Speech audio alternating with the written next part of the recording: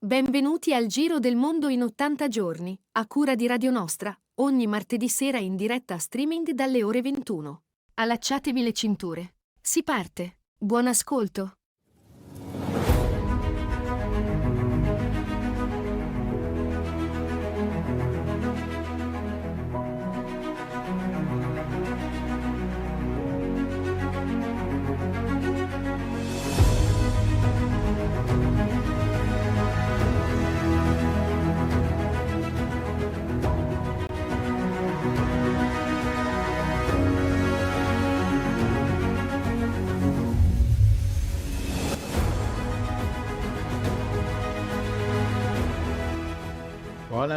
Buonasera a tutti, eccoci qua per la festa della liberazione. Oggi, Rossella, è il 28 aprile. E quindi siamo reduci No, dai festeggiamenti. Venezia è stata liberata il 28 aprile, quindi ci siamo dentro fino Mi al hai collo. colto in fallo, che non si vede subito che non so veneziana. Ok. Padova forse qualche giorno prima o qualche giorno dopo, no, forse qualche giorno prima. Va bene, insomma, comunque dalla fine di aprile in poi tutte le città vengono liberate.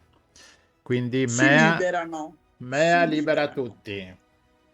E quindi anche oggi puntata un Da po'... chi si liberano, ripassiamo perché ogni tanto qualcuno perde i pezzi, dall'occupante nazista.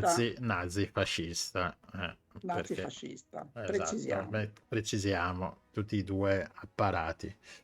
Bene, avete fatto un bel ponte, ce ne sono altri di ponti da fare, non quello di Salvini, del ponte di Messina, ma altri ponti molto più gradevoli.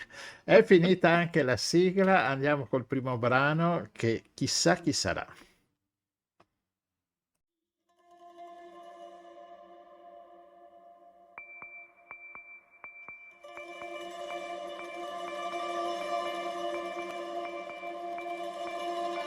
Giovanni telegrafista e nulla più, stazioncina povera, c'erano più alberi e uccelli che persone, ma aveva il cuore urgente, anche senza nessuna promozione, battendo, su un tasto solo.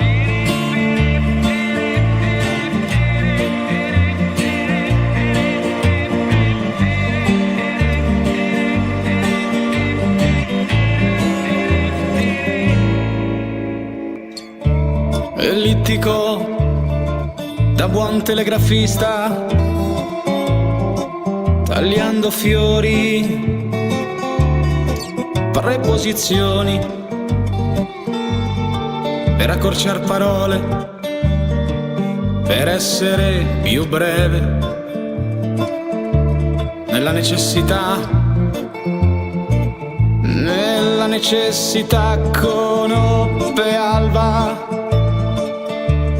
un'alba poco alba, neppure mattiniera, anzi mulata, che un giorno fuggì, unico giorno in cui fu mattutina, per andare a abitare città grande, piena luci, gioielli.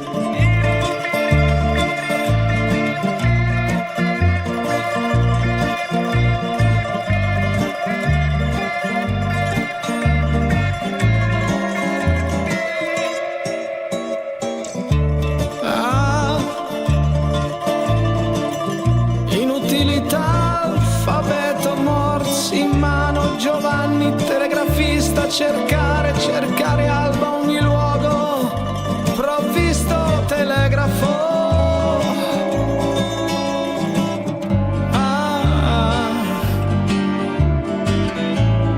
Quando invecchia com'è dolorosa l'urgenza, Giovanni telegrafista è nulla più, per le sue mani passa mondo.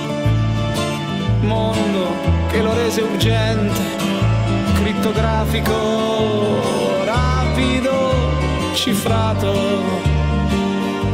Passo a prezzo caffè, passo matrimonio Edoardo VIII, oggi duca di Windsor. Passarono cavallette in Cina, passò sensazione di una bomba volante. Passarono molte cose, ma tra l'altro passò notizia. Matrimonio Alba con altro.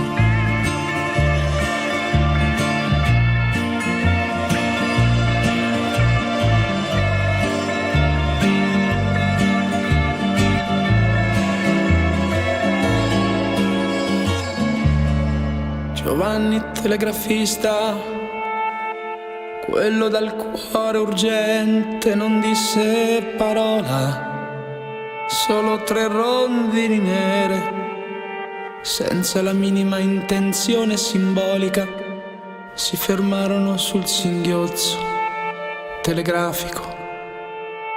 Alba è urgente.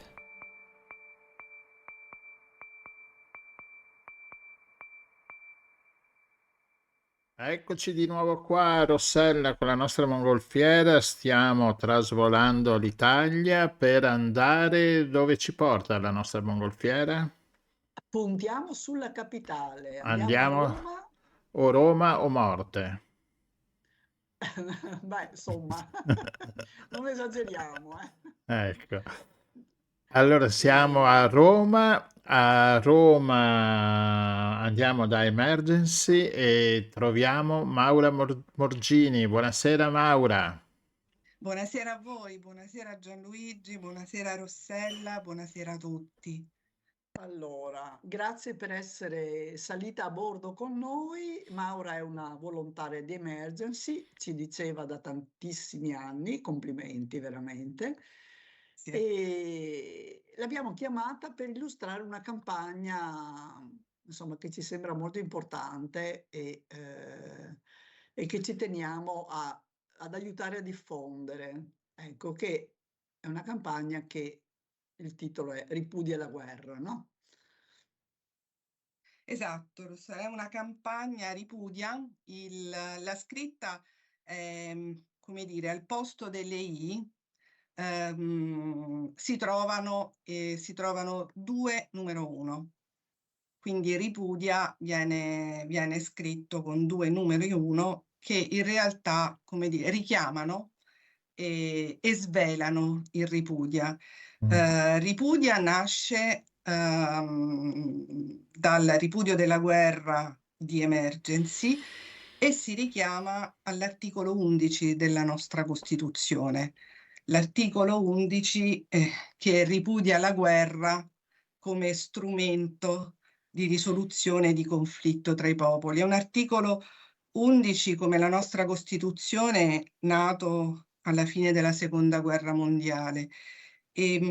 Oltretutto il termine, la parola che è stata utilizzata nell'impostare questo articolo che ripudia la guerra è importante, perché non è rinunciare, non è non ricorrere, è ripudiare.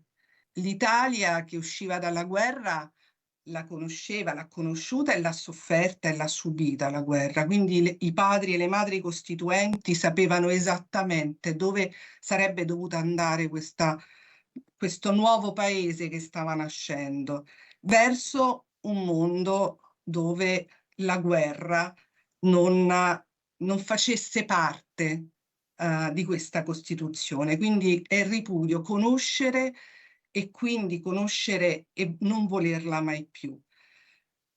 Torniamo adesso.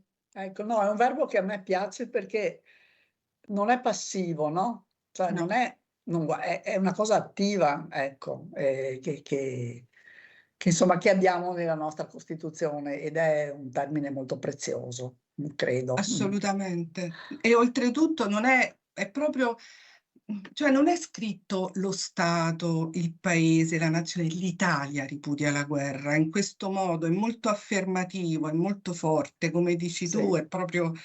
E questo è, come dire, negli ultimi anni ci troviamo in situazioni, insomma, Emergency le conosce bene perché è nata 31 anni fa per curare le vittime delle guerre. Rimanendo nel nostro contesto europeo, negli ultimi anni, negli ultimi periodi, stiamo assistendo a un peggioramento, sia a livello verbale, ma anche e soprattutto a livello di atti e a livello proprio di coinvolgimento nei conflitti, fino ad arrivare al punto che è veramente molto diffuso, se ci pensiamo, la consapevolezza e il concetto che quelle che stiamo vivendo attualmente, apro una piccola parentesi, in questo momento nel mondo ce ne sono 59 di conflitti aperti.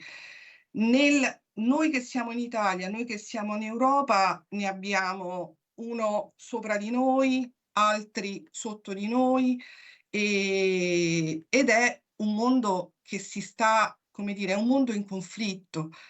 Quindi forse Emergency ha pensato che fosse arrivato il momento di fare qualcosa, non ha potuto più, tra virgolette, non tacere, perché curare le vittime delle guerre vuol dire anche denunciare, raccontando quello che succede nei paesi dove Emergency c'è. Di conseguenza, in questa situazione internazionale molto delicata, dove, come dire, l'escalation verso i conflitti è diventata sempre più opprimente e ossessiva, semplicemente stabilendo che non è possibile fare diversamente. La guerra è inevitabile, il linguaggio della guerra è inevitabile, ineluttabile, invece no, la guerra è sempre una scelta. Quindi ritorniamo a quell'articolo 11 e nasce la campagna Ripudia a fine 2024. Ascolta Maura, quanto credi che questa campagna Ripudia la guerra, appunto, vada a interpretare un sentimento abbastanza diffuso nei cittadini o che sia una cosa così un po' marginale alla quale aderiranno i soliti così idealisti che non hanno capito che ormai bisogna solo avere le armi?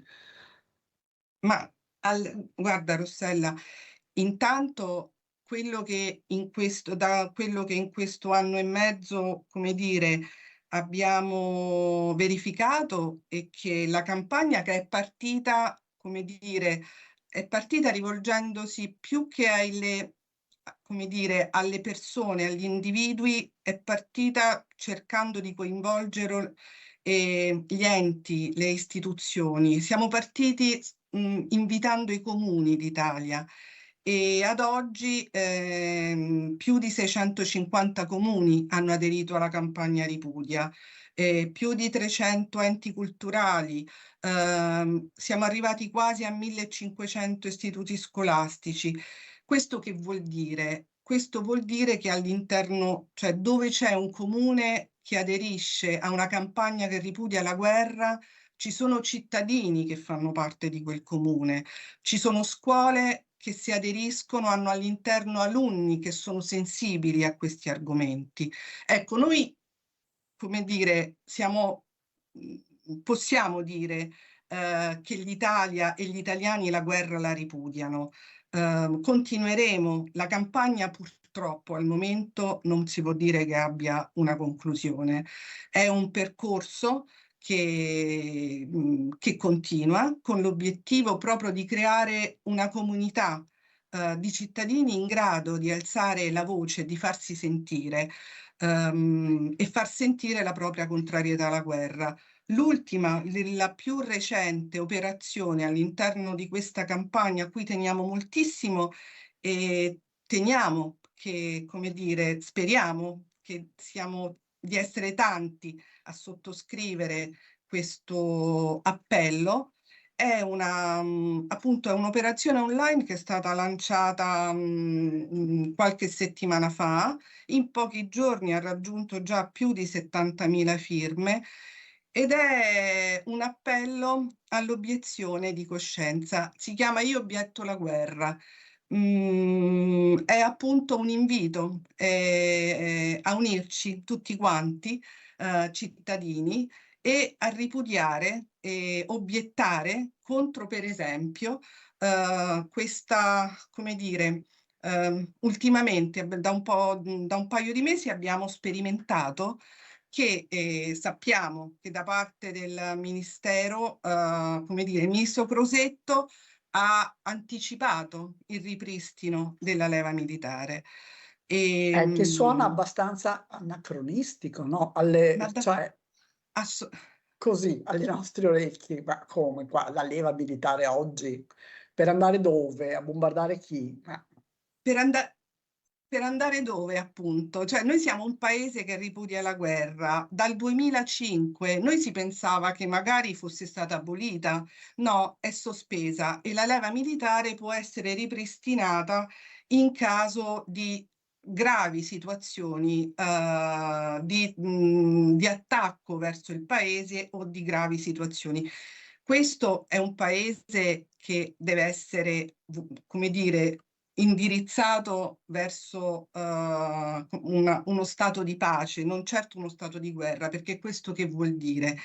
Intanto condizionare anche il futuro dei ragazzi. Non dimentichiamo che per le persone più giovani, per esempio dal 1972, che è un argomento importante, nel 1972 come dire, al servizio militare, alla leva obbligatoria, si è affiancato l'obiezione di coscienza, il servizio civile alternativo. Nasce così, che poi non è nato anche a seguito, come dire, di anche conflitti, processi. Ci sono stati giovani anche condannati per aver rifiutato, per aver fatto obiezione di coscienza, ma per fortuna poi l'obiezione di coscienza è entrata nelle possibilità. Fino al 2005 che è stato abolito, è stato sospeso il servizio militare e addirittura ogni anno con il servizio civile universale che adesso è operativo, più di 150.000 ragazzi fanno domande, ma solo un terzo delle possibilità. Ci sono posti Questa disponibili solo possibilità. per un terzo di loro. E ripristinare la leva militare vuol dire comunque abbracciare completamente una re-escalation di economia militare, di coinvolgimento economico militare. Allora, magari, E, ecco, sull'economia militare mi pare che ci siamo già dentro con tutti i piedi, no? Nel senso, D'altronde sì, d'altronde davanti a queste situazioni internazionali di conflitto, Emergency tra l'altro, come dire, è presente a Gaza, è presente in Ucraina, è presente in Sudan, che sono tre scenari di guerra aperta. L'Europa e l'Italia hanno imboccato due strade che sono opposte a, come dire, sono strade che parlano esclusivamente dell'ineluttabilità della guerra, che è quella da un lato l'aumento delle spese militari. Ancora non abbiamo i valori per il 2025 perché Emergency e non soltanto prendiamo i dati di un'agenzia per la pace di Stoccolma che si chiama SIPRI, ma per il 2024 l'Italia ha speso 32 miliardi di euro, che sono ecco, soldi che brava, non vanno alla scuola, che non vanno alla all'istruzione, sanità che non vanno alla sanità, che, ed è una e che non, cifra enorme per noi cittadini, 32 miliardi, no? è Cioè, una cifra enorme, è una cifra enorme che intanto toglie, come dire, la possibilità e diritti alle persone, perché i diritti delle persone sono il diritto di vivere una vita sana, una vita dignitosa, una vita istruita, una vita di benessere. 32 miliardi sono tanti e quindi da un lato l'Europa e l'Italia rispondono con un aumento della spesa militare e dall'altra, in alcuni paesi europei la leva è già stata ripristinata. abbiamo visto. Ma E io non so, mi chiedo un ragazzo di oggi che fa l'università o che lavora o che sceglie di fare un periodo all'estero, che si vede arrivare una cartolina e secondo me pensa di essere nella macchina del tempo ed essere ritornato, non so, agli anni 50. Cioè, è probabile, perché anche perché è vero che al momento, come dire, l'obiettivo del Ministero è quello di raggiungere negli anni, aumentare di 100.000, come dire, figure militari la struttura militare italiana. Al momento, come dire, le richieste o le possibilità per la leva si rivolgono, come dire, sono volontarie, cercano circa sì. 7.000 persone l'anno. E se questo non accade, di conseguenza ritorno a questo, come dire, a questa azione di ripudia, di questa azione di obietto la guerra. Se siamo tanti davvero a, come dire, a alzare la voce e a dire che tutti quanti noi obiettiamo la guerra per l'obiezione di coscienza al ripristino di questa della leva militare. Ecco, questo è un modo per, come dire, perché l'Italia possa esprimere quello che pensa veramente della possibilità di tornare indietro, come dicevi giustamente tu prima, tornare indietro a qualcosa che è veramente anacronistico.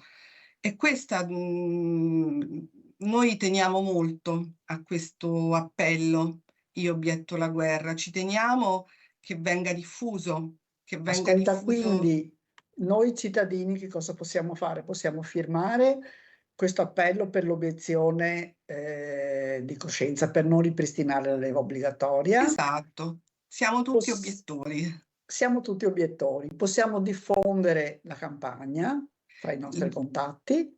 Esatto, www.ripudia.it è facilissimo. In questo periodo la pagina del sito di Ripudia si apre direttamente sull'azione Io obietto la guerra, quindi si firma. Sì, e quindi i numeri aumentano in tempo reale. E poi è importante fare un passaparola, perché poi se siamo tutti connessioni, cioè se riusciamo tutti a connetterci, a connettere chi magari in questo momento magari non si è ancora soffermata sulla pericolosità di questa prospettiva, è importante. Sai, allora c'è un sistema di autodifesa molto facile, siccome sono ormai anni che abbiamo scene di una distruzione feroce, di una crudeltà paurosa nei confronti di cittadini inermi, il modo più facile, più veloce per difendersi è voltarsi dall'altra parte.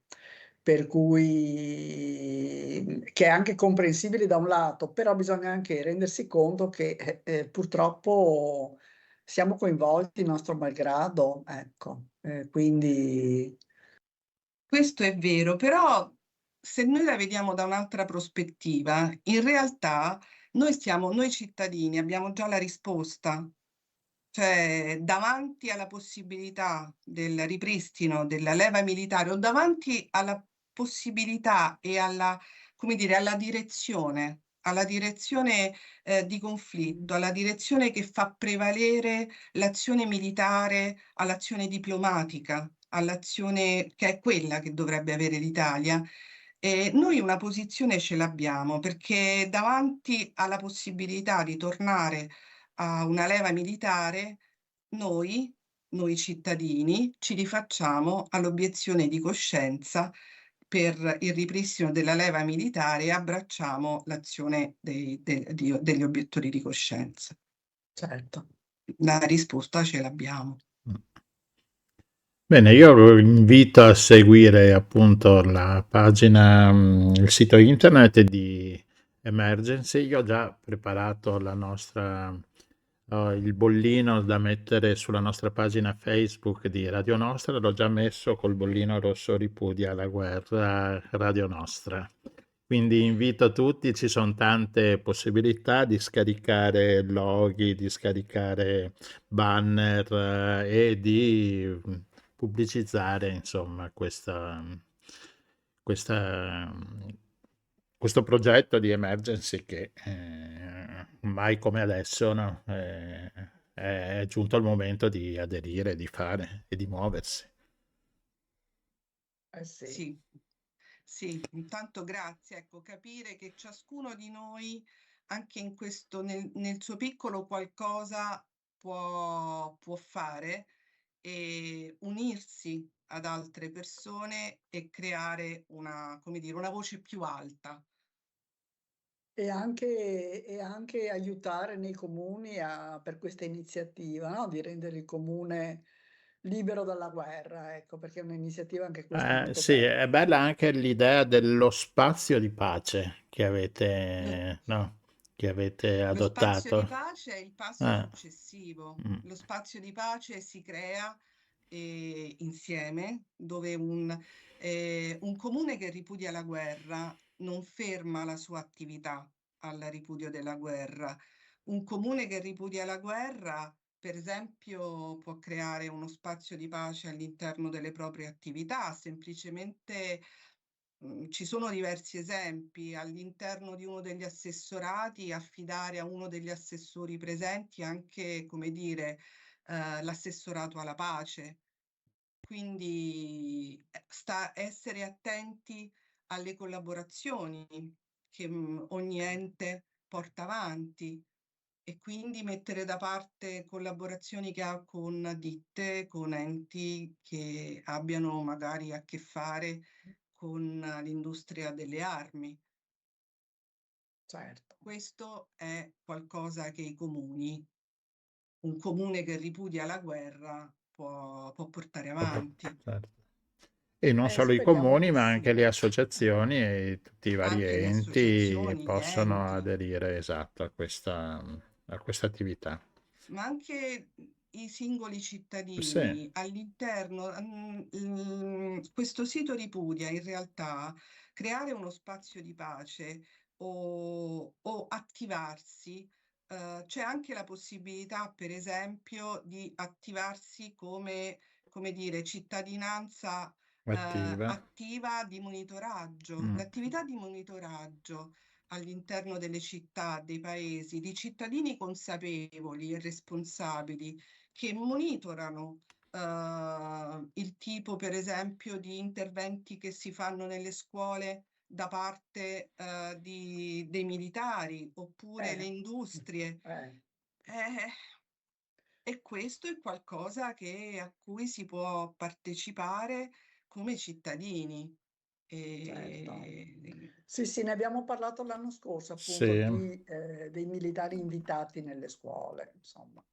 Sì.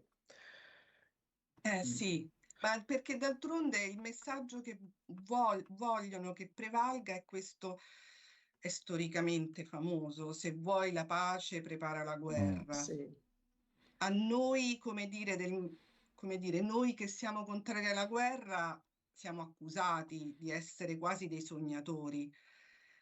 Mi fa molto strano. Io sono molti anni che sono volontaria di Emergency, leggo, conosco le realtà.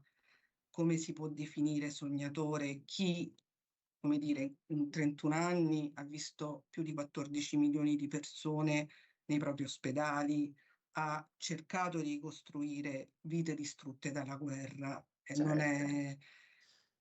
Quindi credo certo. che tutti noi questo lo dobbiamo dire forte.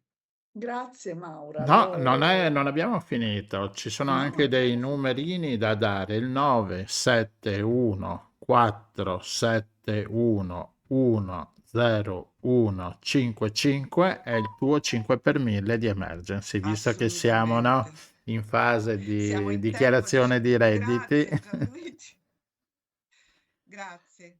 Bene, grazie mille Maura e Grazie a magari ci voi. risentiremo più avanti. Ma per altri certo, temi. teniamoci in contatto. Certo, Anche ok. per sentire come sta andando la campagna. Grazie, buon Gra- lavoro Grazie mille. e E buon lavoro a viaggio, te buon e a viaggio. voi. Sì, noi adesso dobbiamo svolazzare in giro. Adesso andiamo a Torino adesso. Bene. Al momento il traffico E lì verso anche è Torino è molto pericoloso come in scarso. Emilia. Il percorso più veloce richiede circa Ecco, così è perfetto. Se mi fissa la storia resta, se non va la musica basta, se non gira il sogno parte ma si ritira, se spingo oltre. Bella festa vuol dire vado nella testa, non è nel cuore che resta fermo eppur si muove.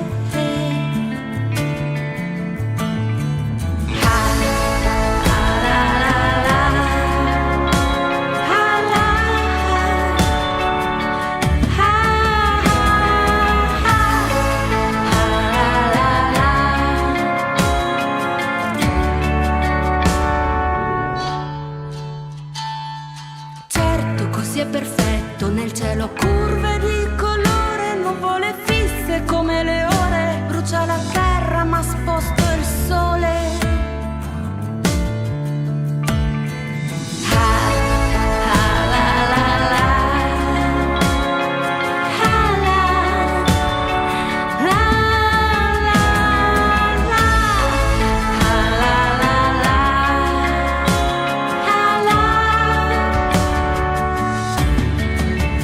Follia ed è tutto vero, di un mattino il cielo arancio, di una via nero di china, di una viola da ragazzina tra sospiri in fotogrammi e profili nella memoria, più certezze mai niente in mano, testa ferma vado lontano ora.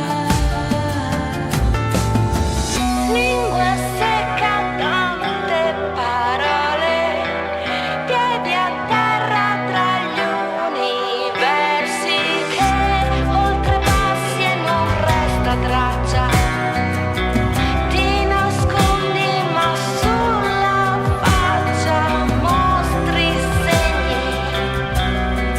Sì. Certo, così è perfetto, nel cielo curve di colore, nuvole fisse come le ore, brucia la terra ma sposto il sole.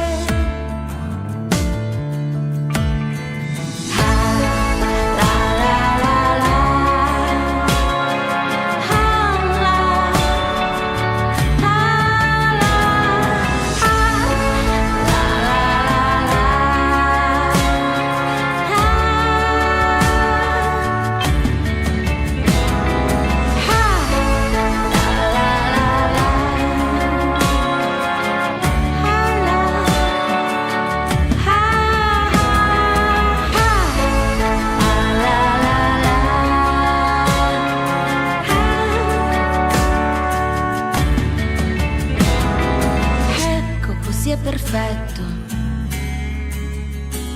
Perfetto.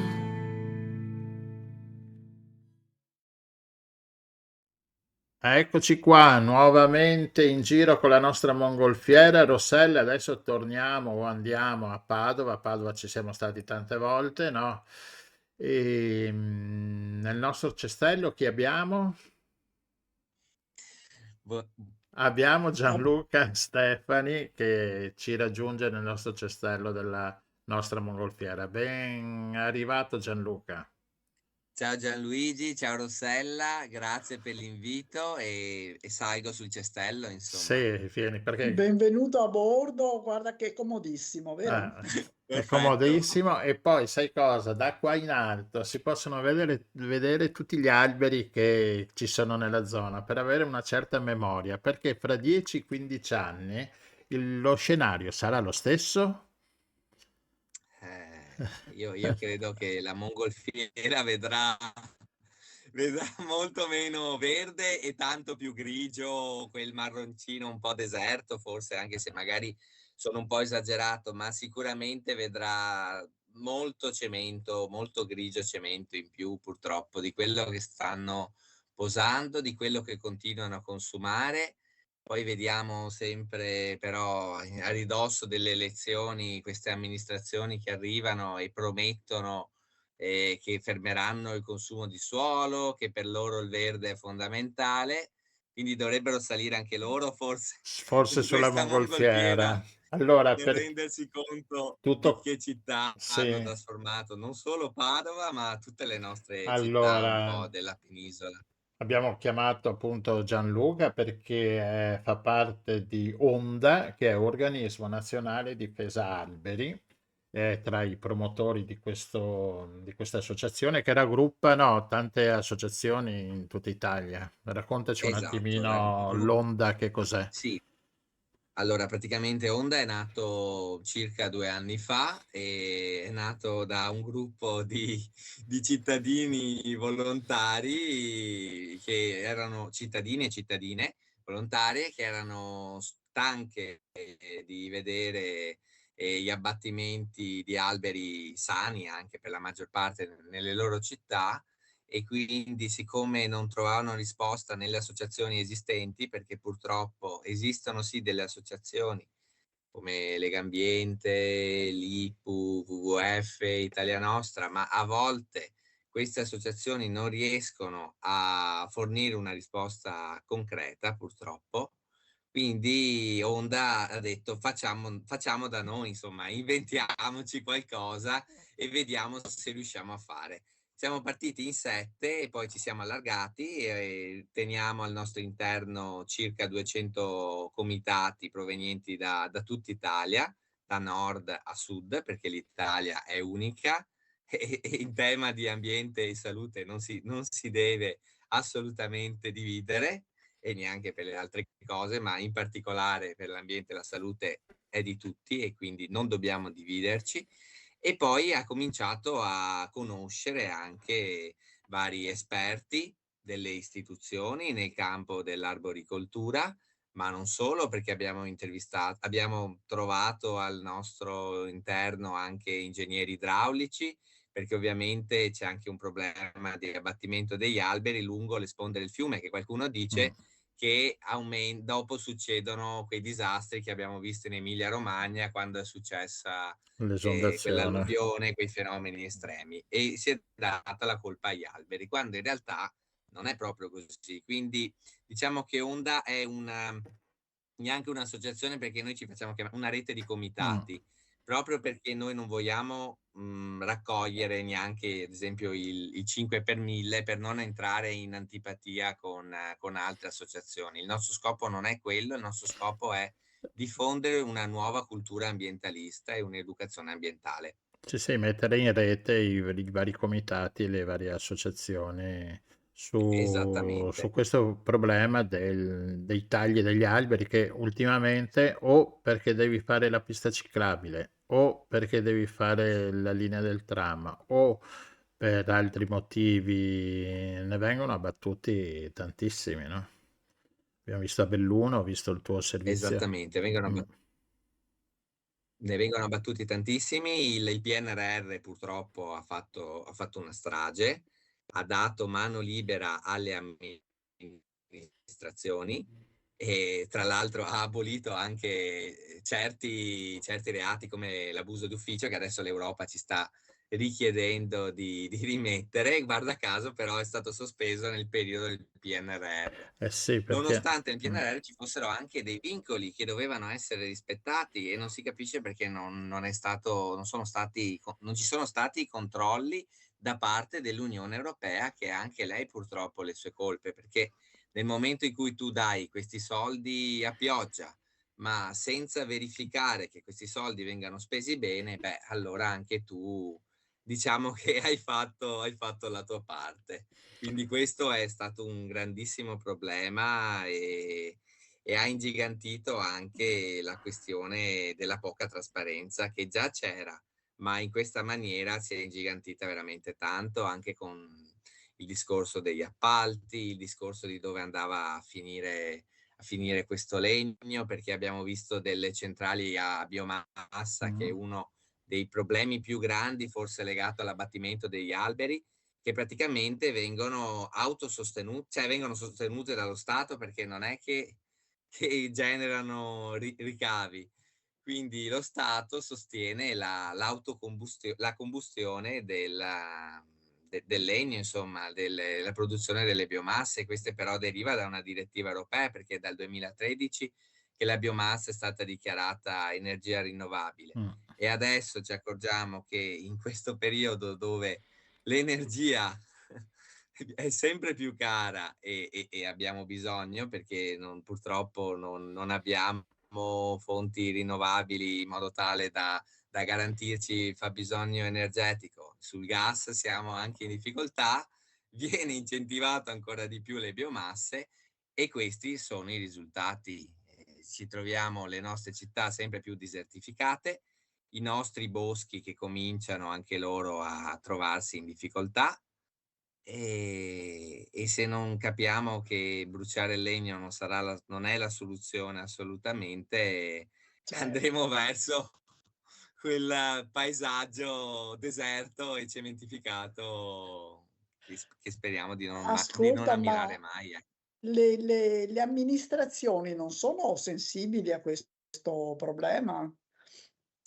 Allora, le amministrazioni a parole sembrano molto sensibili, che sì, per loro il cambiamento climatico, il verde è importantissimo perché i cittadini devono respirare aria sana, devono godersi l'ombra in estate, però poi Di c'è il fatto, discorso delle isole di calore, perché gli alberi diminuiscono anche il fenomeno delle isole di calore. A Padova, tra l'altro, è uscito uno studio proprio l'altro giorno che individuava il problema delle isole di calore. Allora io vorrei dire anche a questi esperti, ma dove siete stati prima quando stavano abbattendo quei più di 17.000 alberi che a Padova, ad esempio, ma io vi potrei citare anche i numeri di Roma che sono ancora più emblematici, perché dal 2021 al 2025, in 4 anni, 40.000 alberi sono stati abbattuti. Ecco, allora voi dove eravate quando sono successe tutte queste cose qui?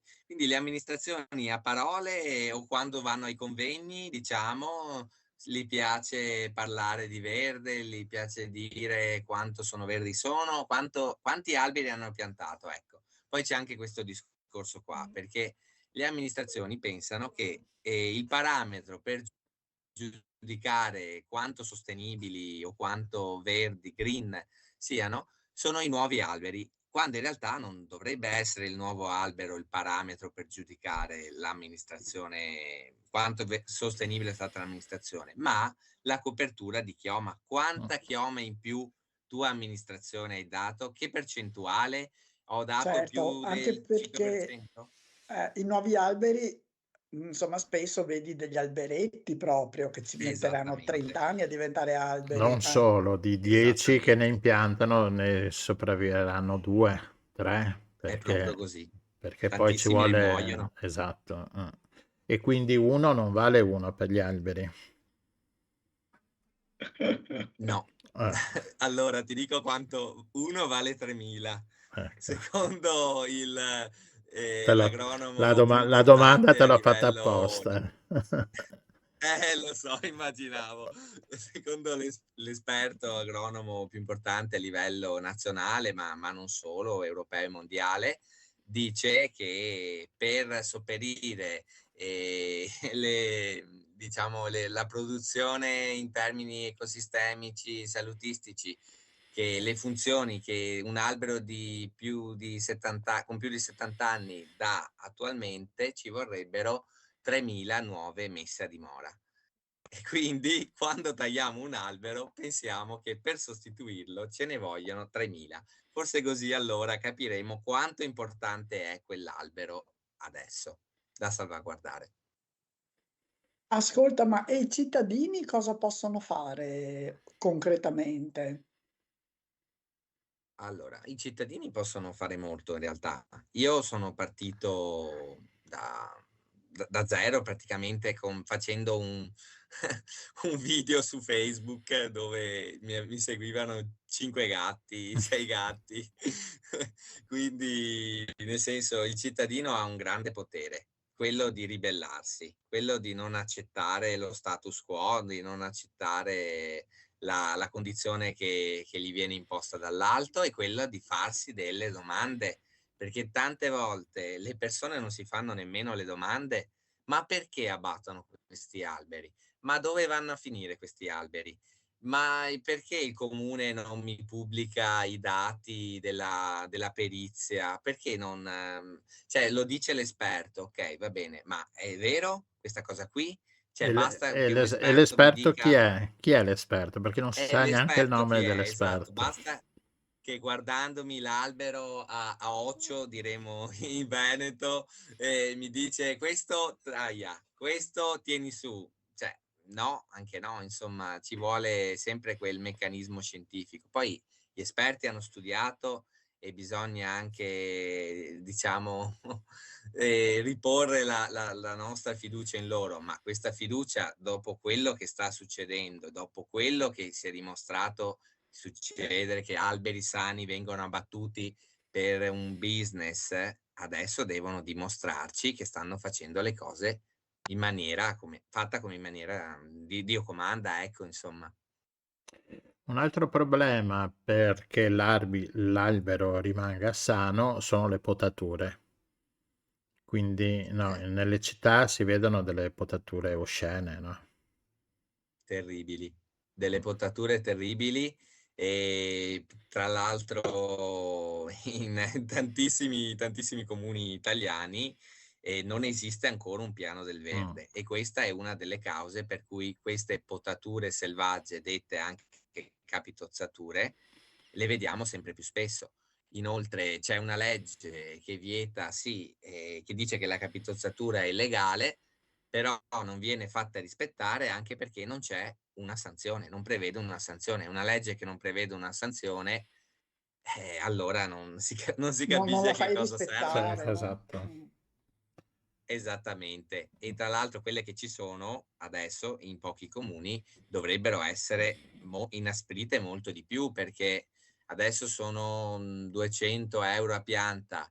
Per una ditta che guadagna milioni di euro, centinaia di migliaia di euro, sono briciole. Se già glielo metti a 5.000 euro ad albero, ecco, allora si potrebbe fare molto di più. Cominciano a Quindi ci stare un po' più accorgiamo di queste attenti. Mm. esatto, sarebbero molto più attenti, anche Ecco. perché questa capitozzatura consiste proprio nella rimozione in dei tagli orizzontali e nella rimozione delle branchie principali, quindi si toglie praticamente non solo l'estetica all'albero, perché poi quest'albero qui non raggiungerà mai più la sua forma originale una volta capitozzato, ma gli si toglie la dignità, ecco, Certo. Oltre che anche la l'anima. forza, no? Cioè Esatto, dopo e lo si diventano piante indebolisce. più fragili. Io un, Esatto, e inco- lo si indebolisce sempre di più. io un incontro sulle potature che avevamo organizzato, alla fine del discorso è venuto fuori che la potatura migliore è la non potatura. Sono d'accordo. Sposo in pieno questa teoria. Vabbè, anche perché c'è un valore dell'albero che viene poi diminuisce il valore dell'albero stesso anche in termini economici, perché anche se vogliamo metterlo dal punto di vista economico, su una città un albero di una certa valenza, di una certa grandezza, ha un certo valore anche economico, e quindi far morire un bell'albero, un grande albero, c'è anche un danno economico. Assolutamente, e tra l'altro si può anche calcolare, perché adesso Mm. ci sono dei software moderni che ti calcolano sia il danno paesaggistico, diciamo, ma anche quello fatto alla salute, perché anche se certi amministratori dimenticano di ricordare che gli alberi assorbono PM2,5 e PM10, che sono il particolato più pericoloso, in particolare il 2,5, perché è quello che si va a infiltrare nei polmoni, perché è il più piccolo. Gli alberi assorbono anche questo inquinamento qui, quindi aiutano a migliorare la salubrità delle città. Si possono calcolare quindi i danni causati, tra l'altro è un albero monumentale, addirittura qualcuno parla di 100.000 euro di danno, e praticamente non dico che tutti gli alberi nelle nostre città sarebbero monumentali, ma quasi, anche perché esiste un articolo 10, una legge, un articolo 10 del Codice dei beni culturali che dice che gli oggetti o i beni mobili o anche gli alberi, insomma, che insistono su un filare o su una strada con più di 70 anni sono tutelati, sono monumentali o legis. Mm. Quindi c'è questa cosa qui, però le sovrintendenze, che purtroppo anche loro, insomma, non fanno abbastanza bene forse il loro lavoro, visto gli scempi che stiamo assistendo in tutta Italia, e non solo per gli alberi purtroppo, dovrebbero imparare anche ad applicare questo articolo qui. Solo che poi risulta difficile perché i carabinieri forestali molto Sono spesso, anche pochi. quando vengono sono pochi e sono pigri. Mm. Anche questo purtroppo bisogna Io direi dirlo. più che altro son pochi, perché devono valutare un territorio ampio, grande, e quindi è Esatto. difficile. C'è la legge anche su un albero per ogni bimbo nato che i vari comuni non seguono. Ecco, infatti c'è Mh, anche questa, e poi c'è anche la legge che in questo periodo è molto di moda, che però non viene rispettata neanche questa, che è la legge sulla tutela del periodo della nidificazione, certo. che va dai primi di marzo a fine agosto, inizio settembre. Mh. Però i comuni continuano a tagliare lo stesso, e questa tra l'altro è una legge europea che poi viene ripresa a livello nazionale, però vediamo che le leggi vengono fatte per essere ignorate, a questo punto ci viene da dire. Poi anche qui ci sarebbe da parlare molto sulla sanzione, perché a meno che non ci sia un nido proprio presente sull'albero con gli uccellini dentro e lo devi testimoniare, allora lì si ricadrebbe sul reato penale. Anche se anche là mi han detto che non è proprio Mh. così facile, ecco. E quindi vanno rivisti tutti questi meccanismi in modo tale da disincentivare queste pratiche scorrette di tagli e di abbattimenti indiscriminati, ecco. Va bene. Ma io Sì, volevo chiedere un'ultima sì. cosa, ma secondo te è una questione di pigrizia mentale o perché abbattono questi alberi? Adesso, a parte situazioni molto particolari dove forse non c'era alternativa, ma sono molto poche. Ecco, in tutti gli altri casi è pigrizia mentale o perché si procede in modo così dissennato, possiamo anche dire, no? Beh, allora, noi praticamente, crediamo che dietro l'abbattimento di tutti questi alberi, questa mattanza di alberi che è stata fatta, esista un vero e proprio business.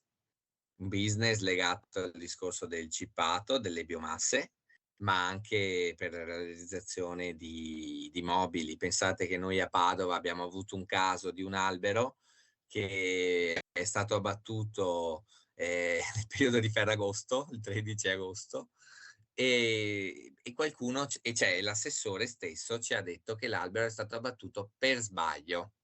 Mh. Quando abbiamo sentito questa cosa qui, abbiamo detto: aspetta, cosa sta succedendo qua? E abbiamo scoperto tantissime altre cose, perché intanto abbiamo scoperto noi, perché l'assessore non ci aveva detto nulla, che l'albero non era stato abbattuto nel periodo di Ferragosto, ma era stato abbattuto 2 mesi prima. Poi abbiamo scoperto che l'albero non era finito in discarica, come dicono e come viene scritto sempre dai dirigenti del Verde, ma l'albero era finito in una legnaia padovana. Poi abbiamo scoperto inoltre che in questa legnaia padovana erano finiti quasi tutti gli alberi del tram, ad esempio, e quindi diciamo che abbiamo presentato un bel esposto. Poi ci sono anche altre cose che abbiamo scoperto di questa legnaia, e quindi alla fine abbiamo fatto un bel esposto in procura, che però non è ancora archiviato perché non è arrivata nessuna notifica, ma è ancora là. Poi ovviamente sul discorso delle biomasse, in questi giorni c'è stata una fine indagine di un'inchiesta, Blackwood, mi sembra, a Catanzaro, che aveva individuato come delle cosche mafiose, diciamo, facevano affari, lucravano sulle biomasse e inoltre, oltre al legno, bruciavano materiali plastiche, gommoni, copertoni, quindi io credo che ci sia veramente poca trasparenza su questa cosa qua e che vada assolutamente tutelato. Poi c'è il discorso che gli alberi sono sempre secondari anche alle piste ciclabili.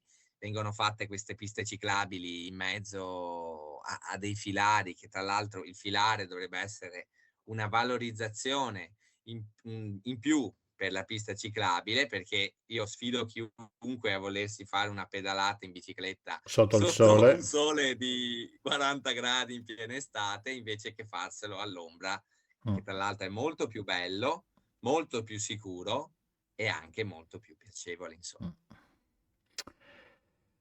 Bene. Bene. Bene, va bene, va male per una volta avevano tirato Va fuori il male. discorso dei 5G, che battevano gli alberi per le antenne 5G, che se no c'avevano poca copertura, perché in effetti la chioma dell'albero frena le onde elettroradio, Lo le onde confermo. radio.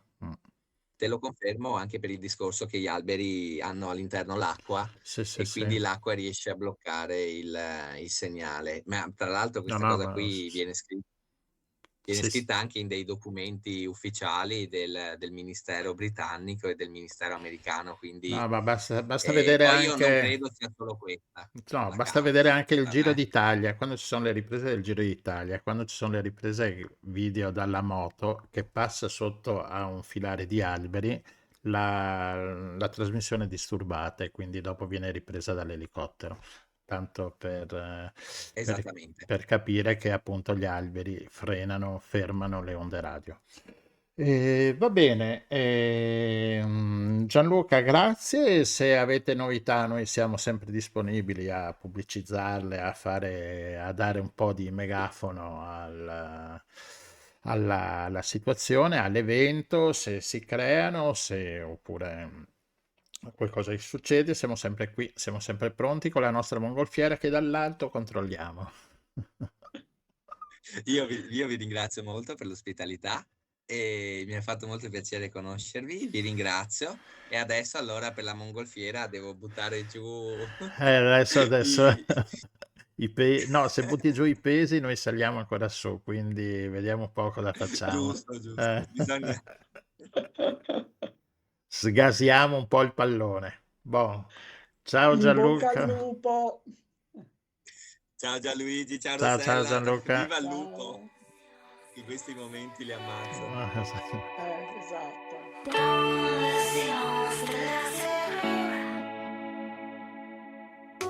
Tre chiavi per una sola stanza, scegliene una e dal giusto verso ruotala piano. Sarà un diapason senza rumore nel silenzio della serratura. Tre chiavi diverse per forma e colore, di uguale grandezza, di uguale spessore. Scegliene una, non affidarti al caso, fissa lo sguardo oltre il nero della serratura. Dans le silence de la serrure, dans le silence de la serrure, dans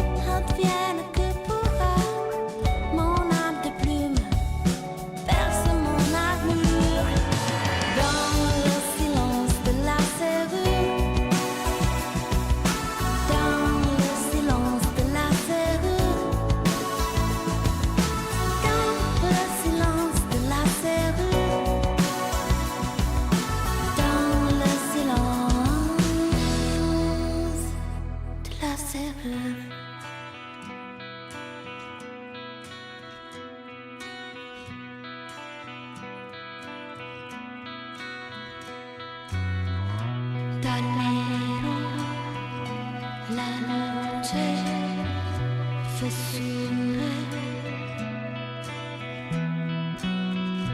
dal nero la luce, fessure, vestono ombre,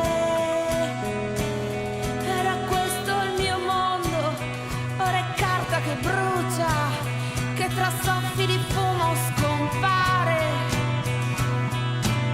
Ho sentito rumore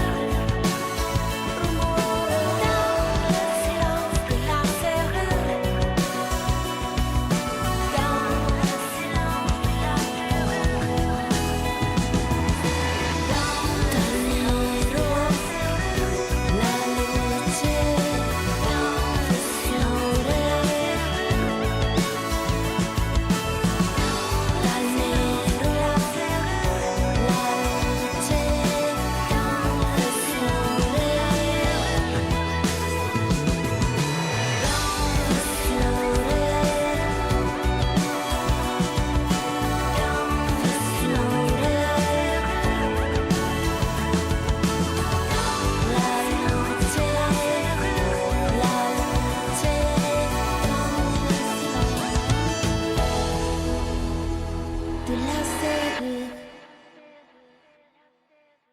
Eccoci qua nuovamente con la nostra mongolfiera. Rossella, voliamo subito a Roma. E chi troviamo a Roma che ci sta aspettando? Abbiamo la dottoressa Federica Ferrario, che è la responsabile campagna agricoltura di Greenpeace. Greenpeace un po' la conosciamo, abbiamo già avuto ospite qualche altro referente per altri temi. E buonasera intanto Federica, benvenuta Grazie, a bordo. buonasera a tutti e a tutti, grazie per l'invito. E l'abbiamo chiamata perché vogliamo parlare con lei di allevamenti intensivi, allevamenti di animali da carne, come si dice? Sì, l'allevamento intensivo riguarda sia l'allevamento per, diciamo così, col fine di produrre carne, ma anche latticini, insomma, quando pensiamo anche alle stalle con vacche destinate ad esempio alla produzione di latte. E giusto per essere, diciamo così, chiari, visto che è un argomento molto vasto e complicato, quando usiamo il termine allevamento intensivo, visto che non ha una, diciamo così, una definizione ufficiale definita per tutti, per capirci non intendiamo l'azienda agricola che ha anche gli animali allo stato brado, comunque un po' di animali che sono utili al ciclo di produzione, ma parliamo dei capannoni di cemento dove animali sono stipati all'interno con poco spazio, spesso senza vedere la luce del sole, che fanno parte di quello che noi definiamo un ciclo di produzione industriale del cibo, quindi con impatti importanti dal punto di vista di ambiente e salute, ma ovviamente poi anche con problemi dal punto di vista del benessere degli animali stessi. Di che animali parliamo? Tanto per concretizzare un po' il discorso. Ma diciamo principalmente pensiamo ai bovini, pensiamo ai maiali, pensiamo agli avicoli. Questi, diciamo così, sono un po' quelli che tendenzialmente sono legati a questo tipo di produzione molto concentrata, molto intensiva, molto spinta. E ci sono anche in Italia questi allevamenti intensivi? Sì, certo, non ci sono a livelli, diciamo, di dimensioni come si possono ad esempio vedere negli Stati Uniti o in Cina, ma anche da noi abbiamo, faccio un esempio, abbiamo i capannoni dove abbiamo all'interno chiuso suini, dove abbiamo diverse migliaia di animali geneticamente molto simili, in spazi molto ristretti. È un sistema di allevamento intensivo che si concentra principalmente in pianura padana, quindi quando immaginiamolo pensiamo a Piemonte, Lombardia, Veneto, Emilia-Romagna, dove c'è il grosso di questo comparto. Giusto per fare un esempio, che forse insomma così il più eclatante della questione, nella sola Lombardia c'è oltre la metà di tutto il patrimonio suinicolo nazionale e circa un quarto dei bovini che alleviamo, per dare un'idea del livello di concentrazione che ci sono di queste strutture. E perché voi, Greenpeace, fa una campagna contro questi allevamenti? Ma Greenpeace lavora per una transizione, quindi per un'uscita da questo modello, perché l'allevamento intensivo rappresenta un po' quello che non va di un certo modello di produzione di cibo, molto intensivo, industrializzato, che necessita di forti input esterni, di risorse, di input anche chimici e produce anche una serie di impatti a livello poi sia ambientale che sanitario che oggettivamente non ci possiamo più permettere. Faccio alcuni esempi per farmi capire meglio.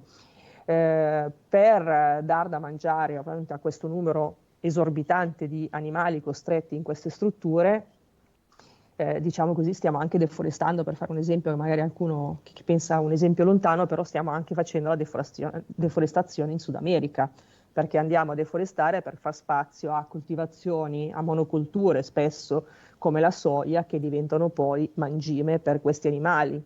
Ma se veniamo qui da noi in Italia e in Europa, circa il 70% di tutto il suolo agricolo è utilizzato non per produrre cibo direttamente consumabile dalle persone, quindi pensiamo a pane e pasta per fare un esempio, ma per produrre colture che diventano mangimi. Il 70%. Il 70%. Se escludiamo le culture foraggere, quindi pensiamo solo ai seminativi, in Italia siamo intorno al 60%. Il 60% circa dei seminativi lo seminiamo per trasformarli poi in mangime. Questo insomma dà un po' l'idea. Dello squilibrio. Esatto, l'acqua necessaria a farlo, immaginiamo poi le sostanze chimiche utilizzate in queste coltivazioni, immaginiamo gli antibiotici che vengono utilizzati in questo comparto. Anche qui, giusto per fare un esempio, negli ultimi anni per fortuna è iniziato a scendere, però siamo intorno comunque a circa al 50% degli antibiotici che vengono commercializzati nel nostro paese vengono utilizzati nel comparto degli allevamenti degli animali da produzione. Il 50%. Esatto, e questo aumenta ovviamente anche il rischio di fenomeni di antibiotico resistenza che, come ci spiega l'Organizzazione Mondiale della Sanità, sono delle minacce più grandi che dovremo affrontare nei prossimi anni. Perché poi naturalmente questi antibiotici ce li mangiamo noi, li hanno mangiati i vitellini, ma no, poi... il problema è che diciamo l'animale non assorbe tutto l'antibiotico, quindi o attraverso le direzioni o attraverso ad esempio l'acqua dove viene pulito, insomma, quando si puliscono gli allevamenti, i residui finiscono in ambiente, finiscono nei corsi d'acqua ad esempio, e quindi possono aumentare il rischio di creare diciamo così, popolazioni di batteri che a loro volta sono diventati resistenti a questi antibiotici. Ma le emissioni sono diverse, perché poi bisogna pensare ad esempio appunto alle deiezioni stesse, no? Di tanti animali così concentrati in poco spazio vuol dire che ad esempio vanno a inficiare per una eccessiva presenza di carichi di azoto e quindi anche il problema dei nitrati nelle acque, oppure la classica cosa quando andiamo in campagna e sentiamo quell'odore acre è odore di ammoniaca, quell'ammoniaca che viene liberata in atmosfera si va a interagire con sostanze che trova in atmosfera e dà il via alla formazione delle polveri fini, le polveri sottili, il famoso PM2. Ecco, quindi Il sì. famoso PM2.5 che sentiamo spesso nominare quando ci sono le domeniche ecologiche e il blocco delle auto, ma in realtà in Italia la seconda causa di formazione di polveri fini è appunto l'ammoniaca che fuoriesce da questo comparto. Caspita, abbastanza inquietante. Ascolta, ma la produzione di carne è aumentata negli anni o è diminuita? La produzione, diciamo, la produzione e il consumo di carne sono aumentati perché è aumentata la produzione, è aumentata anche l'esportazione, è aumentato anche il nostro consumo interno. Faccio un esempio, in Italia negli anni 60 il consumo medio pro capite era di circa 20-21 kg a persona, adesso siamo arrivati a quasi 80 kg. Cioè 4 volte tanto. Si è quadruplicata e questo cosa vuol dire? Oltre ai problemi che abbiamo già menzionato brevemente, dal punto di vista ambientale crea anche dei problemi di salute aggiuntiva, nel senso che è troppo questo consumo, insomma, ci fa male. Noi dovremmo stare invece fermi alla dieta mediterranea che ci vendono un po' in tutto il mondo perché è più salutare, quindi avere una dieta che principalmente è di base vegetale, quindi anche con legumi, insomma tutto quello che è legato a questo tipo di alimentazione, e il consumo di prodotti di origine animale dovrebbe essere un po' visto come un'eccezione, no? Una cosa un qualcosa a cui fare accesso, insomma, ad avere La accesso, domenica come non si come faceva una volta. ad Il esempio, nel senso classico che pollo dicevo, che fa arrosto. male anche dal punto di vista della Mm. salute, e poi perché stanno aumentando anche tutta una serie di patologie che sono legate appunto a una dieta che è troppo ricca di prodotti di origine animale. E parliamo anche di patologie serie, tra l'altro, Sì. sì, quindi Sì, stiamo un po' prendendo il modello americano, gli Stati Uniti sono un po' forse il paese dove se ne consuma di più in assoluto, riescono ad arrivare addirittura a picchi di 200 kg l'anno a persona, una cosa inaudita, e è il paese dove a livello di diabete, malattie cardiovascolari, cancro, insomma legato a questo tipo di diete sbilanciate, ovviamente stanno diventando sempre più comuni. Però lo stesso negli Stati Uniti vedo che ci sono delle campagne in alcuni quotidiani importanti, insomma, proprio a favore della dieta mediterranea, con le ricette, con le indicazioni, quindi, insomma, noi abbiamo un tesoro nella nostra tradizione culinaria e lo stiamo un po' snobbando stranamente perché in realtà c'è anche un problema, no, di sovvenzioni, cioè questi allevamenti intensivi sono molto sostenuti a livello, non so se italiano o europeo. Guarda, è un problema un po' generalizzato dell'agricoltura, diciamo così, dei paesi cosiddetti ricchi, nel senso che i sussidi che vengono elargiti al settore, andando poi a vedere nel dettaglio i numeri, ci accorgiamo che vanno a sostenere le realtà più grandi e intensive rispetto a quelle più piccole, con magari invece una produzione più attenta e più sostenibile. Questo è un po' il paradosso di questo modello. Più le aziende sono grandi, più prendono soldi indipendentemente da quello che producono. Faccio questo esempio perché quando andiamo a pensare appunto che il 70% del suolo è destinato a produrre colture che diventano mangimi invece che pane o pasta, è subito facile immaginare e capire che anche lì arriva una grossa fetta dei sussidi.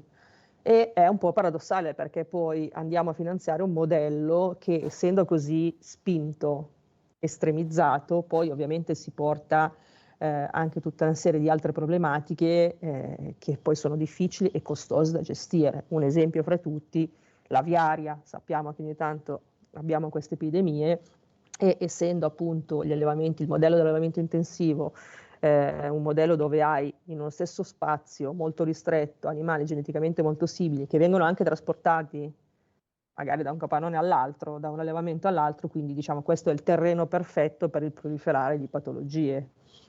Certo, Infatti, patologie scusa. che vanno anche poi a riflesso magari a quegli allevamenti che sono più sostenibili e quindi dopo anche loro poi devono abbattere degli animali che magari loro non hanno queste patologie, insomma non riescono a crearle Sì, poiché esatto, diventa più non difficile poi fanno ovviamente l'allevamento. gestirlo. Esatto. E va bene, adesso non abbiamo parlato della sofferenza degli animali, però insomma c'è anche quello, nel senso che poi qualcuno si chiede, siamo sicuri che ci farà bene mangiare dei prodotti che derivano da una sofferenza così, adesso proprio in modo egoistico, non per dire povero maialino, povero vitellino, ma siamo sicuri che ci farà bene mangiare un prodotto che arriva da un animale che per una breve vita che ha avuto, perché poi sappiamo che sono animali destinati a vivere brevemente, e poi ha sofferto così tanto. E poi insomma leggevo che questi animali quando vanno al macello se ne rendono conto benissimo. Beh, diciamo sì, purtroppo c'è poi anche questo aspetto, nel senso poi a seconda, cioè ovviamente ci sono differenze fra specie e specie, però mi viene da pensare ovviamente ai maiali perché sono animali, diciamo così, che hanno appunto un'intelligenza molto sviluppata e quindi si rendono benissimo conto di quello che sta succedendo, ma mi viene da pensare anche ad esempio ai capannoni dove abbiamo centinaia di migliaia di, ad esempio, polli concentrati e nel giro di 35 giorni vengono letteralmente ingrassati e vengono poi mandati al macello con 35 giorni, è un tempo veramente infinitesimale, dà l'idea di come più che un animale viene visto come un oggetto quasi da pompare, scusatemi il termine, diciamo così, anche poco carino. E quindi sì, c'è anche un lato della sofferenza animale non da poco, ma appunto in questi contesti dove accennavamo brevemente prima, poi si arriva anche a utilizzare forti quantità di farmaci veterinari perché appunto le condizioni sono veramente ovviamente borderline. Quindi la soluzione è quella di mangiare assolutamente meno carne possibile, meno carne, io la chiamo implastificata dentro queste vaschette di polistirolo col cellophane, e magari di cercare, se si vuole mangiare carne, quegli allevamenti un po' più sostenibili dove tengono in vita l'animale in un allevamento un po' più di benessere per l'animale stesso, no? Sì, diciamo che un po' la parola d'ordine dovrebbe essere meno e meglio, cioè dobbiamo mangiarne di meno di questi prodotti, bisogna appunto quando si fa questo, diciamo così, questa eccezione andarle a cercare che sono appunto frutto di una produzione diversa, proprio qualitativamente diversa, che qualitativamente diversa vuol dire per tutti, anche per l'animale stesso, di provenienza, e renderci conto che appunto il pianeta Terra è uno e quindi sono risorse limitate, finite, non infinite, e quindi dobbiamo cambiare un po' il modo in cui produciamo, quello che produciamo e anche quello che consumiamo. Quindi dobbiamo un po' rimetterci nell'ottica di tornare a diete che ci fanno anche più bene, quindi che ci danno meno problemi di salute, quindi principalmente a base vegetale, ma che non vuol dire diventare vegetariani o vegani, vuol dire solo ridurre, ritornare a un livello di consumo che sia sostenibile da tutti i punti di vista, quindi di salute ma anche di ambiente. Non ultimo, non dimentichiamoci anche l'aspetto climatico, perché è un tipo di produzione che ovviamente ha impatti anche dal punto di vista poi di gas climalteranti, e quindi insomma è un altro elemento che va anche a contribuire ai cambiamenti climatici, che poi diventano lo stesso, un po' anche il problema dello stesso settore. Perché i bovini emettono un sacco di gas, no? Beh, i bovini sì, sono forti emettitori di metano, ad esempio. Metano. Ma è tutto, diciamo così, ma in sé è il sistema in sé, no? Che implica una serie di emissioni, perché si deve andare ovviamente a far spazio per creare aria disponibile per pascoli o per monoculture, per produrre mangimi, ovviamente tutto un sistema che va a aumentare le emissioni in generale. Le stime della FAO a livello mondiale danno intorno al 14%, diciamo così, la responsabilità degli allevamenti rispetto alle emissioni climalteranti. Quindi non c'è che da ridurre per stare meglio e per far stare meglio anche l'ambiente che per ora ci accoglie. Sì, ma anche i nostri stessi agricoltori e allevatori, perché spesso in questo modello, in questo sistema attuale dove nonostante gli aumenti del prezzo che vediamo ovviamente anche dei prodotti alimentari come stiamo vivendo nell'ultimo periodo, comunque il prezzo di questo genere di carne, per fare un esempio di carne, non rappresenta e non tiene conto di quelli che sono gli impatti che abbiamo anche a livello sanitario, ambientale e esterno. Quindi andare a ridurre questo consumo vuol dire farci anche un piacere a noi, ma andare a aiutare la transizione di questo sistema, di questo modello, e quindi permettere anche agli allevatori di non essere costretti in un ingranaggio dove o producono sempre di più o il massimo possibile per stare a galla, perché non riescono neanche a ottenere una remunerazione dignitosa per stare a galla, perché appunto sono parte di un sistema industriale che non è sano da nessun punto di vista. Una transizione verso invece un modello che riduca in quantità, aumenti la qualità e paghi il giusto prezzo, riesca a remunerare il giusto prezzo, permetterebbe appunto anche a questo comparto di stare più, di fare un respiro e lavorare sì, ma lavorare sempre senza, diciamo così, la paura di dover chiudere baracca e burattini da un giorno all'altro, perché non è in grado ad esempio di potersi più comprare risorse agli input che gli sono necessarie, perché da un giorno all'altro hanno cambiato o triplicato il prezzo. Certo. Sì. Anche perché un pollo arrosto che costa 1,50 euro, insomma, dobbiamo domandarci un attimino il perché costa così poco, quindi Ecco, da diciamo, eliminare un problema, subito. esatto, una domanda andrebbe fatta. Esatto. Va bene, allora meno è meglio e seguiamo Greenpeace e in bocca al lupo e buon lavoro per tutte le vostre attività. E sosteniamola quando possiamo, perché ricordiamo che Greenpeace non viene finanziata dai grandi produttori, ma solo dalle persone che condividono la filosofia di un rispetto per l'ambiente, perché solo uno abbiamo per il momento. Ecco. Sì, esatto, grazie davvero.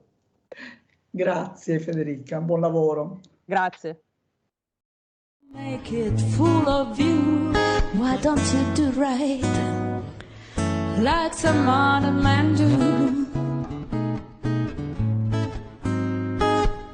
Get out of here, get me some money too.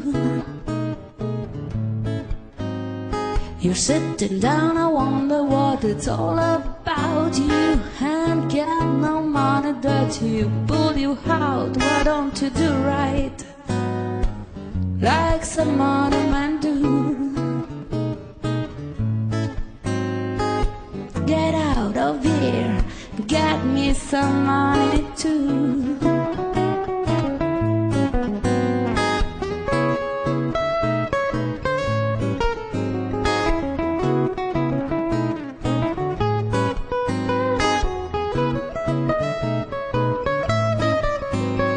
Now feel and prepare to 80 years ago. You wanna be a wanderer now from door to door. Why don't you do right like some other men do?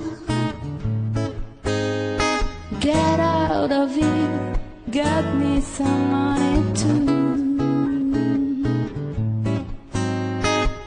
Get out of here, get me some money too. Why don't you do right like some other man do?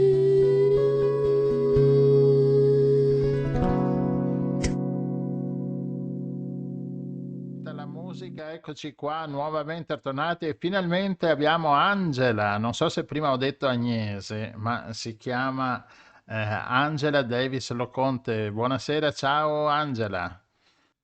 A tutti gli ascoltatori di Radio Nostra, io sono felicissima di essere ospitata in questo programma, grazie. Grazie. Saluto Rossella. Grazie per essere con noi, ci piace molto il tuo Angela Davis, ci piace moltissimo, promette bene. Promette bene. Ascolta Benissimo. Angela, tu sei adesso in questo momento? Io sono a Roma. Ah, a Roma, e quindi vivi a Roma. Raccontaci un attimo di te perché noi ti conosciamo poco.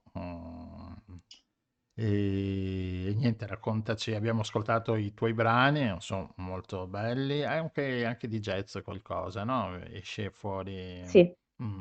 E Sono molto contaminata. Raccontaci un attimino la tua storia. La mia storia vabbè, comincia in Puglia, io sono nata in Puglia, a Cerignola. Dove ci sono le olive? Sì, c'è anche il paese di Vittorio, di Zingarelli, hanno fatto lì la cavalleria rusticana, quindi insomma tante cose, tanta roba. E sì, poi sono diciamo vissuta fino ad ora, vivo ancora adesso a Roma e sono cantautrice e interprete. Mi piace tutta la musica, quindi canto tanto e canto anche diciamo molto la bossa nova, il jazz, insomma tanti generi, anche il pop. Il mio è anche diciamo un modo di comporre un po' eclettico, quindi pieno di contaminazioni. E questa volta sono uscita con questo singolo che si chiama Reflesso. Sì, che sei uscita un paio di giorni fa, insomma, no? È fresco. fresco fresco. Insomma, sono piena di collaborazioni, ho avuto tante collaborazioni e nel corso della mia, insomma, carriera artistica ho collaborato anche, diciamo, molto con Alessio Bonomo, che adesso fa una supervisione artistica del mio progetto e lo fa assieme ai miei due fratelli, Michelangelo e Pietro Loconte. Michelangelo è una star internazionale e in Italia non è conosciuta, quindi vabbè. ovviamente Ci dai, va bene, delle notizie in anteprima. sì. Oltretutto oggi è il suo compleanno, quindi gli faccio tanti auguri da qui. Auguri anche da parte nostra. Grazie mille. E diciamo che questo singolo è proprio un singolo che fa parte di un grosso progetto discografico in cui appunto le collaborazioni sono tante, tra cui anche quella di Ferruccio Spinetti degli Avion Travel e Mimì Ciaramella, quindi ho diciamo 2/3 degli Avion Travel nel mio progetto. Bene. Ma ascolta, questo mescolare un po', abbiamo ascoltato prima il brano Le Serrure, no? Sì. Hai questo, Sì. no, dove mescoli un po' di italiano e un po' di francese. Di francese, E sì. sul prossimo brano che mettiamo, che è l'ultimo disco, Reflexo, là mescoli anche un po' di portoghese, un po' di italiano. Questa tua, non so, caratteristica di inserire un po' di lingue sulla canzone?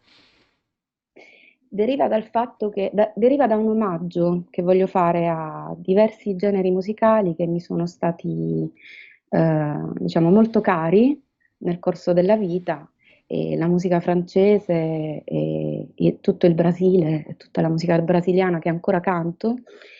Sì, il mio progetto è eclettico anche appunto dal punto di vista linguistico.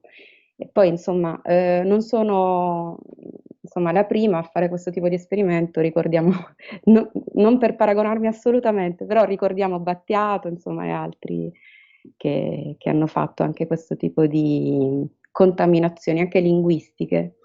Quindi sono felicissima di portare avanti questo essere cittadina del mondo. Ecco, Ecco, brava, infatti stavo per dirti, in questo momento no, questo momento che ormai sta diventando anche un po' lunghetto, no? Di nazionalismi spinti, così invece appunto un'apertura verso il resto del mondo con la musica, con le canzoni, con la radio come cerchiamo di fare noi nel nostro piccolissimo, ecco, Sì. e così ricordarci che esiste anche il resto del mondo e che la diversità è una ricchezza. Assolutamente, assolutamente. Io sono molto filo Moren, quindi da questo punto di vista.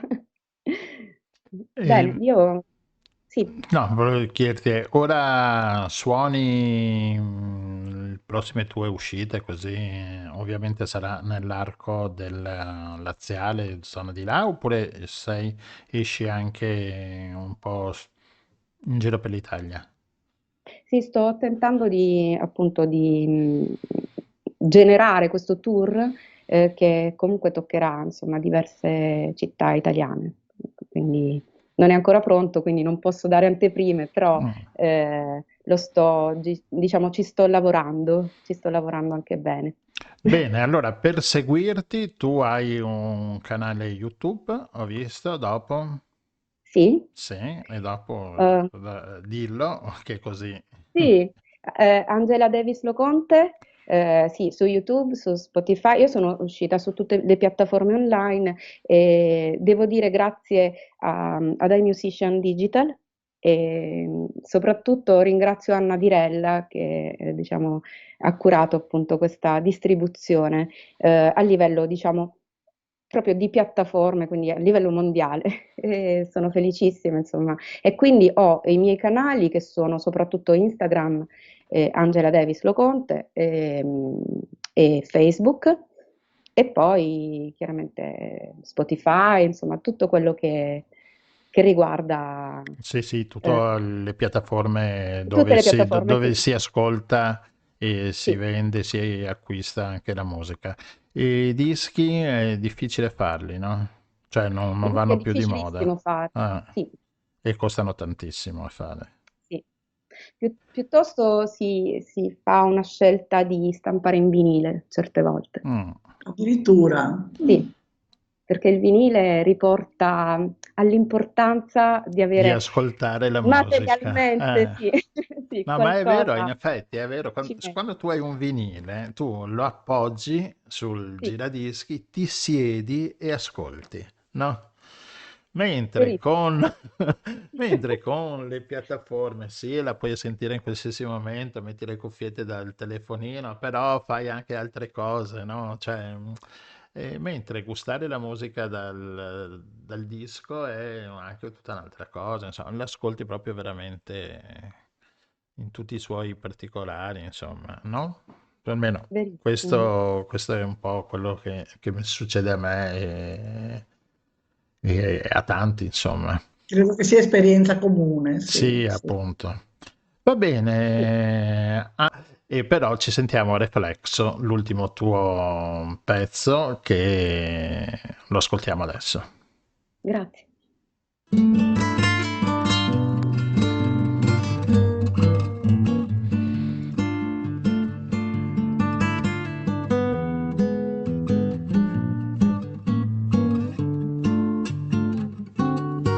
È che il vento ha smosso sogni mentre il verso del tuo ego ora ha un'altra direzione, senza sosta rovistare tra ragioni, la ragione di un leggero smarrimento da quel solco che hai scavato sul tuo tempo.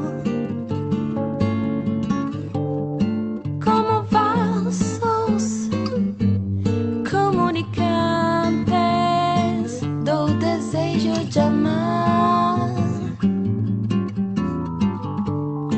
Como vasos comunicantes do desejo de amar. E che non consente fuga alla tua voglia trasgressiva, se la mente sta puntando una nuova direzione, se distanze tra pareti nell'inganno di un pensiero sono aria che attraversa inesorabile la vita in un respiro. Como vasos comunicantes do desejo de amar. Como vasos comunicantes do desejo de amar. Ma tu ferma la tua mente, ora un'altra direzione, rovistare tra quei sogni di quel vento senza sosta la ragione.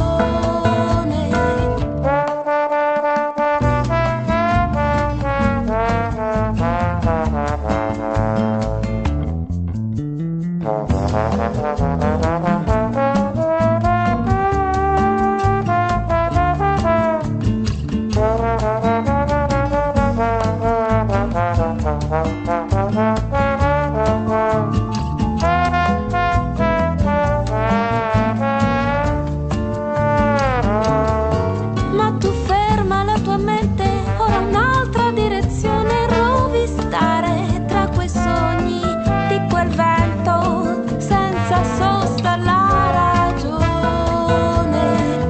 O reflejo da agua, un espejo da vida que transporta nuestros corazones como vasos comunicantes do desejo de amar. O reflejo da agua, un espejo da vida que transporta nuestros corazones como vasos comunicantes do desejo de amar, do desejo de amar, do desejo de amar.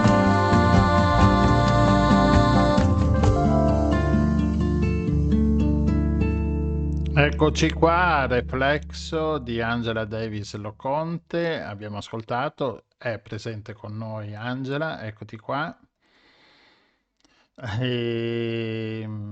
Bello, atmosfera appunto brasiliana, il brano. Usi tanto il trombone, adoperi tanto il trombone come strumento così solista.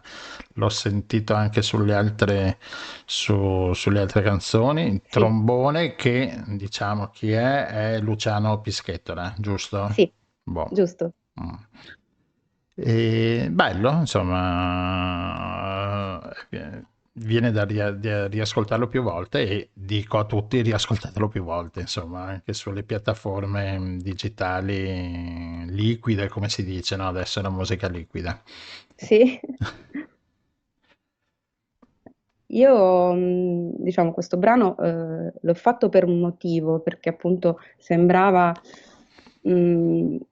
giusto nel pieno di un cambiamento, diciamo, non riportare alla luce situazioni che magari non stai vivendo più e quindi che ti condizionano in un certo senso questo viaggio, questo cambiamento. E ho utilizzato la Saudagi proprio perché mi sembrava lo stile giusto per accompagnare questo tipo di idea, di partecipare a questa festa della vita senza, diciamo, lasciarsi troppo andare ai ricordi e quindi rimanendo in contatto con se stessi.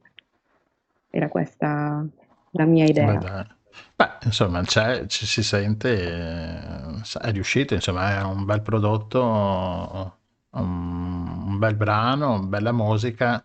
Io ascolto sempre prima la musica e poi i testi, non so se, se faccio bene, ma comunque... Benissimo. Quello che in effetti io i brani, le canzoni, prima di impararle ce ne vogliono, perché ascolto prima la musica. Bella, complimenti. Aspettiamo il prossimo allora. Speriamo. La prossima uscita del Speriamo prossimo presto, brano. perché diciamo che il progetto vorrei tanto farlo uscire in primavera. Bene, ma abbiamo il tuo Agnese, capo stampa, che ci avvisa. Agnese Ermacora. Ermacora, che ci avviserà sicuramente. Anzi, chiedigli poi, più volte gli ho chiesto se faceva l'intervista, ma non vuole partecipare. Vabbè, tenterò ancora di chiamarla. Va bene, grazie mille Angela e niente, ci risentiremo quando avrai il prossimo brano nuovo che uscirà. Ti chiameremo sicuramente. E in bocca al lupo per tutto. Crepi il lupo. Anzi, viva il lupo. Viva il lupo. Viva sempre. Ciao Angela, grazie. Ciao. Grazie a voi, grazie a tutti.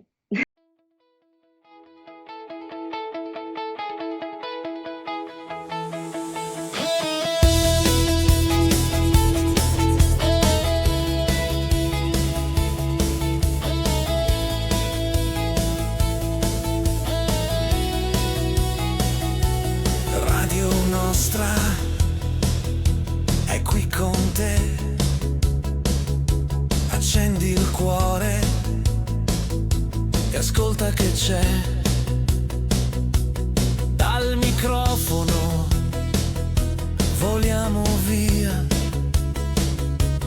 tra notizie, musica e poesia.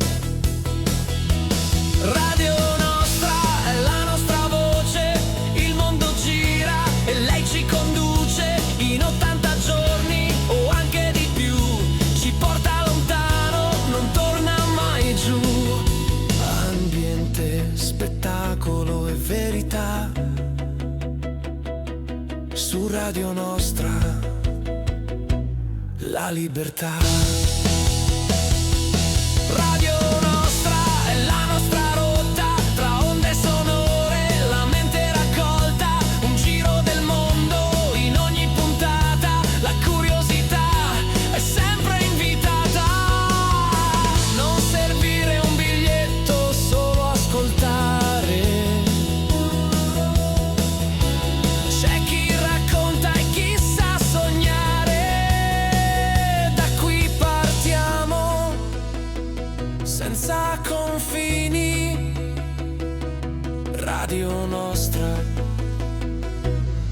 apre i cammini.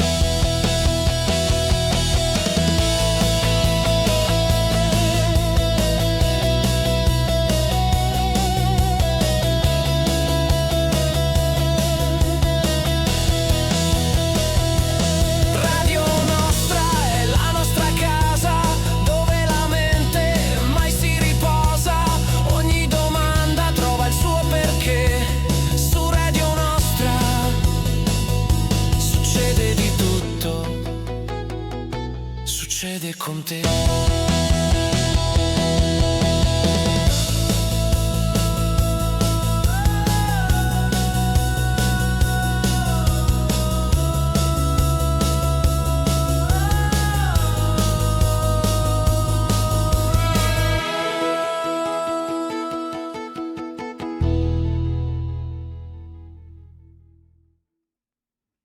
Avete ascoltato Il Giro del Mondo in 80 giorni, a cura di Radio Nostra, in studio Rossella. Vi aspettiamo. A martedì prossimo. Bene, anche la nostra voce automatica ci ha ricordato. Lei dice in studio, ma noi siamo sulla navicella del pallone di Radio Sembra che Nostra. sappiano tutto questo Eh, dell'intelligenza artificiale, ma non è vero. esatto, non sanno un piffero. Bene, c'è il ponte del 1° maggio su Coraggio, buon concerto, ci sono concerti poi in giro dappertutto e vi diamo appuntamento a mercoledì prossimo. No, Cosa a ci abbiamo? martedì. A martedì prossimo. Eh sì, dimenticavo perché il mercoledì domani c'è il Perseghi. Ormai sto facendo confusione tra giorni.